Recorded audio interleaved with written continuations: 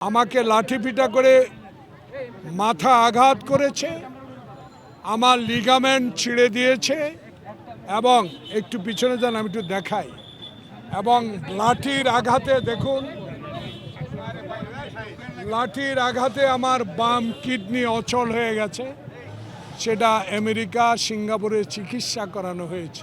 আমার বন্ধু মামলা দায়ের করতেই আসছিলেন এই শেরেবাংলা নগরে। তখনকার পুলিশ কর্মকর্তা ভিতরেও ঢুকতে দেন।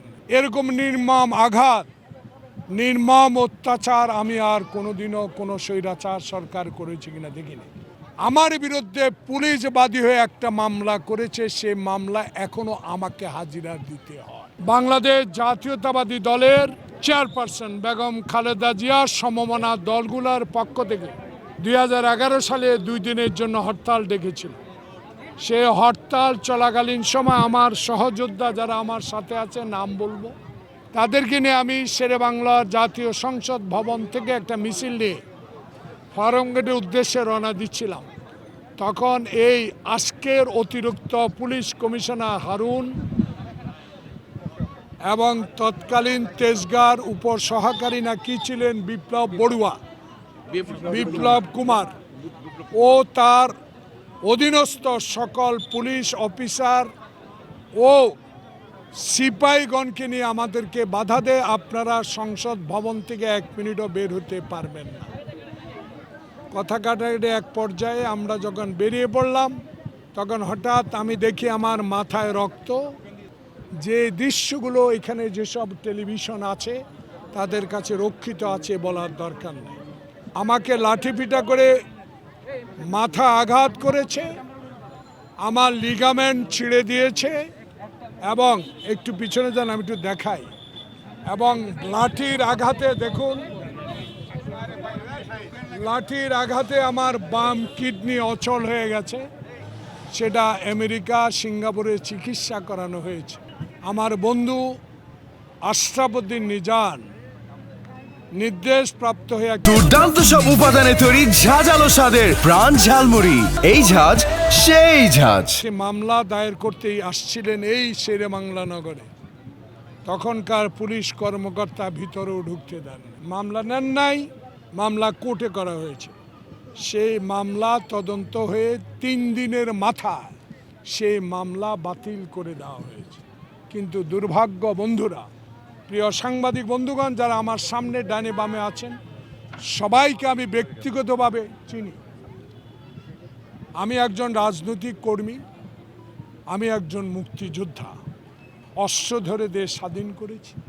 আমি শিক্ষা প্রতিষ্ঠানের ভিপি জিএস হয়ে এই পর্যন্ত এসেছি, 5 বার এমপি হয়েছি, বিরোধী দলের চিফ হুইপের দায়িত্ব পালন করেছি। এরকম নির্মম আঘাত, নির্মম অত্যাচার আমি আর কোনোদিনও কোনো স্বৈরাচার সরকার করেছে কিনা দেখিনি। তখন আমার বিরুদ্ধে পুলিশ বাদী হয়ে একটা মামলা করেছে, সে মামলা এখনো আমাকে হাজিরা দিতে হয়। এই হলো করুণ ইতিহাস।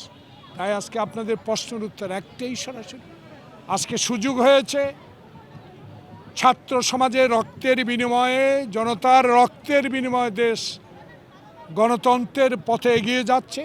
আল্লাহ পাকের কাছে আমি খোকন জন্য আবু সাইদ খোকন সহ যারা এই আন্দোলনে হাসিনার পদত্যাগকে বাধ্য করতে আন্দোলন করে যারা জীবন বিসর্জন দিয়েছেন, আজকে এই শেরেবাংলা নগর থানার সামনে থেকে তাদের জন্য আল্লাহ পাকের কাছে এই জোরের নামাজের পরপরেই দোয়া করি আল্লাহ পাক যেন তাদের বেশ নসিব করে। সাথে সাথে আপনাদের মতো যারা স্বাধীনতা পান নাই, সকল সংবাদপত্র বন্ধ করে দিয়েছিল, যারা বিগত দিনে কথা বলতে পারেন নাই, এখন কথা বলার সুযোগ হয়েছে। কথাগুলো বলবেন, এই কথাগুলো এই জন্য বলবেন, এখন লেখার স্বাধীনতা আছে, কথা বলার স্বাধীনতা আছে, প্রচার করার স্বাধীনতা আছে। সেই কারণে ইন্টেরিয়াম গভর্নমেন্ট যিনি আজকে প্রধান, আল্লাহ পাকের কাছে তার জন্য দোয়া করি, যিনি এখন পলাতক শেখ হাসিনা 14 তলায় লিফট বন্ধ করে দিয়েছিল তার মামলা, পায়ে হেঁটে 14 তলা পর্যন্ত গিয়েছিলেন।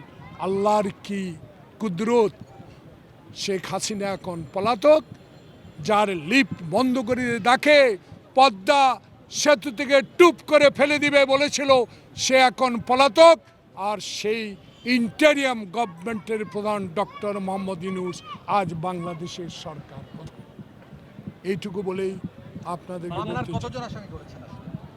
হারুন বিপ্লব সহ অসংখ্য যারা সহযোগী ছিল সবার নাম উল্লেখ করে